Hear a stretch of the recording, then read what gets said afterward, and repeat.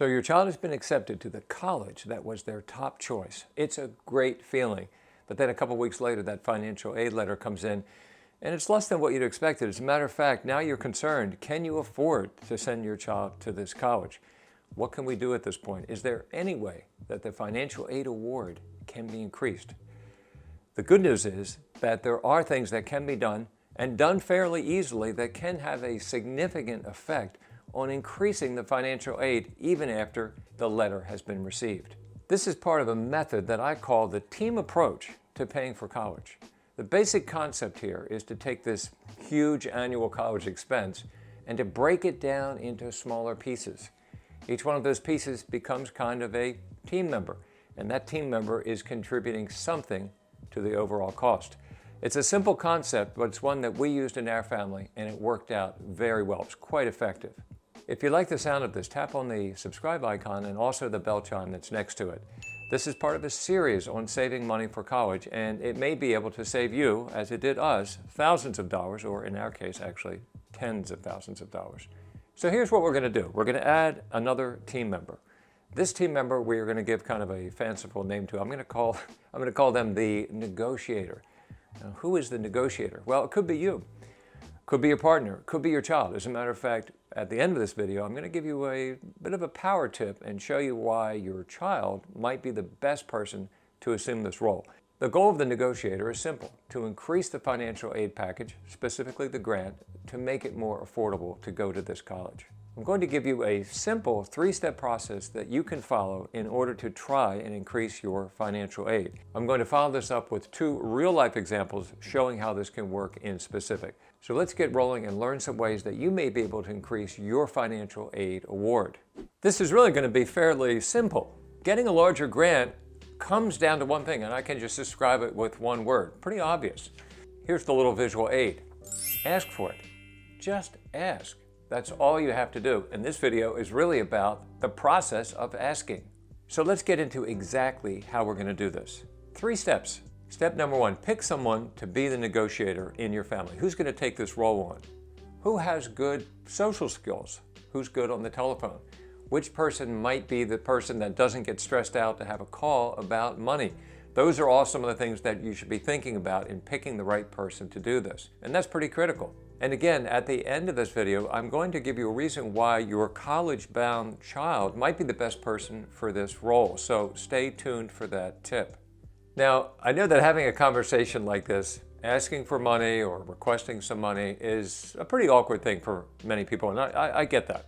It can be potentially a little bit of an awkward conversation.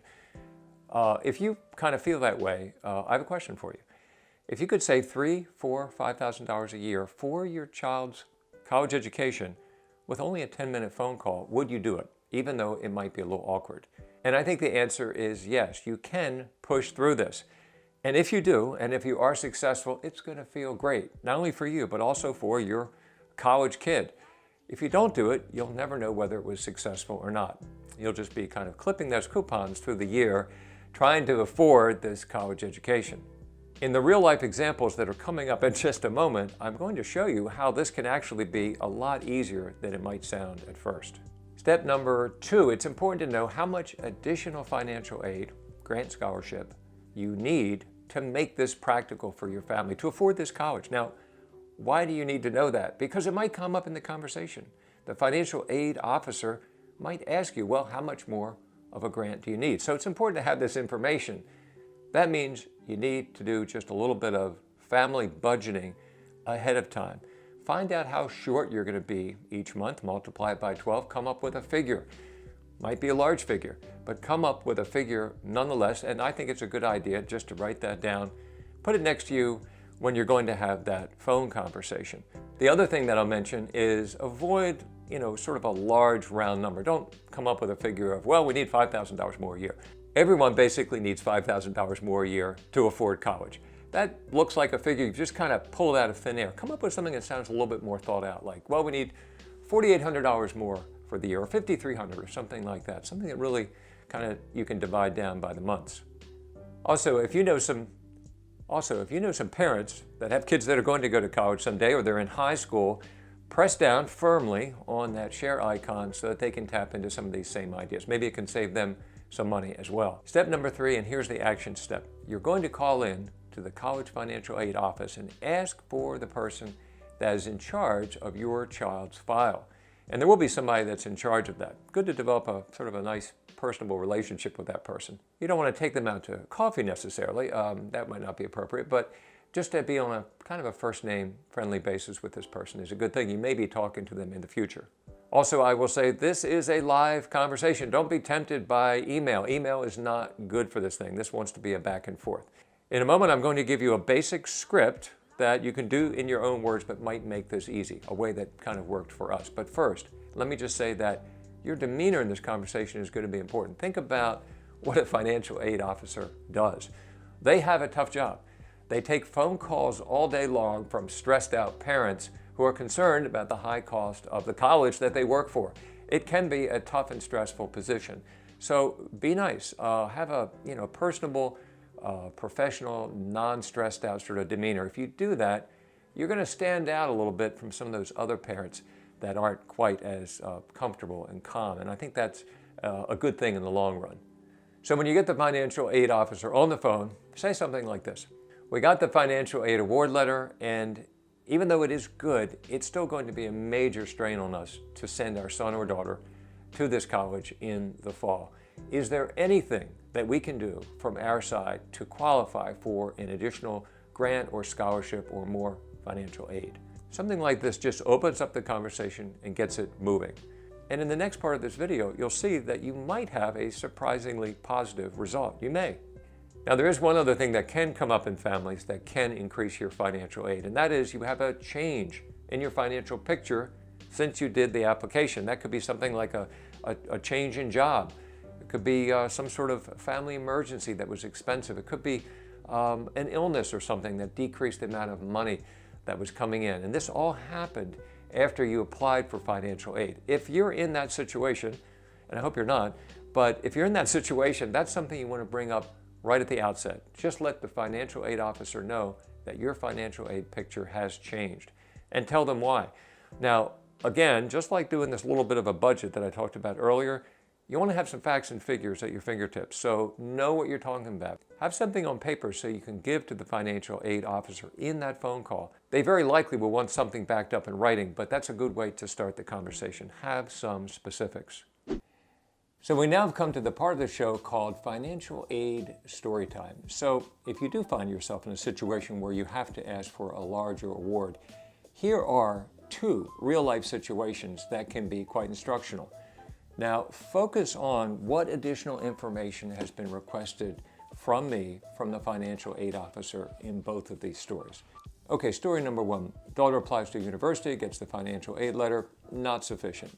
This is her first choice, and we're thinking, well, she may need to go to state school where she gets in-state tuition. So I contact the financial aid officer at the university, and I share this information that she may not be able to attend this university, which is her first choice, unless we can increase the award. And I ask her, is there anything that we can do from our side to get a larger grant/scholarship?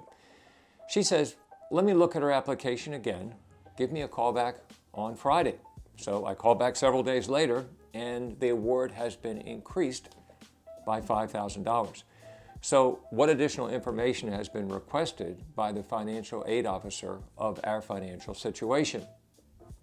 0. Nothing. Nothing had to be submitted. It was a 10-minute phone call, which resulted in $5,000. Second story, story number 2. Different university, several years later, last year of university for my daughter. Now, she's been getting a very generous grant for all the years that she's attended, but she's going for 1 additional year because she changed her major. So that puts us into a financial bind. We don't have the money for this last additional year. We reach out to the financial aid officer at this university and tell her that we really need to get some additional grant money in this, her last year. Financial aid officer says, in 2 weeks, we think there may be some additional grant money that is released. So give me a call back in 3 weeks. I call back in 3 weeks, and an additional $3,500 in grants has been given to my daughter for this last year of her university. So again, in this story, I asked the same question. What additional financial information has been required from us? And again, it's 0. So in both of these stories, at least for us, no additional paperwork, no additional financial explanation was required, which means that an additional $8,500 in grants was received based on only 2 10-minute phone calls. So this may not be exactly representative of your situation, but these are 2 real-life situations that occurred, and I think that they are instructional. Now, if you find yourself in this situation and you do have a call like this, let us know what the results are in the comments. I think that would be very interesting to all the parents that are in a similar situation. Okay, so let's wrap up. Now, here's 3 more insights that could be useful to you. Be aware that private schools frequently have more leeway in adjusting their financial aid, giving more grants and scholarships than state schools. So just something to be aware of moving forward. So number 2 item that's important to know is that all schools are not the same when it comes to giving financial aid. Some schools are more generous and some schools are more stingy than others. You can find this out by just doing a Google search on it, and you will find some databases that will tell you what the average financial aid offer is at the school that your son or daughter is going to. And that can be useful to understanding how you rank in that. So check that out. The third thing that I will add is that sometimes this has a lot to do with the student, has something to do with your child. If your child has special scholastic achievements or sports achievements, they may have something to offer that the school is really interested in. They really want your child to come there. They may have a little bit more flexibility on the financial aid front than a child that is getting into a college that's a real reach for them. They're right on the edge of getting in. That school might be offering something that's kind of a take it or leave it situation. So that can be useful to know as well. Now, there is this one final idea that I mentioned earlier. Your child could be the best person in this role as the negotiator. Why is that? Your child is the one that actually needs the financial aid to go to this school.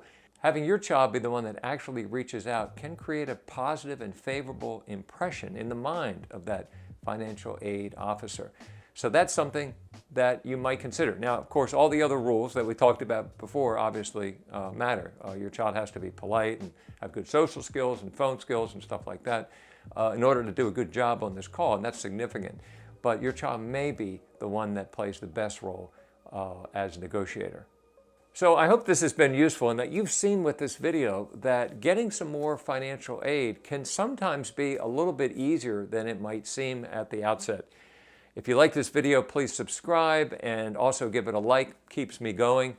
So I hope to see you on other videos in this series that talk about the team approach in paying for college, but thanks for watching.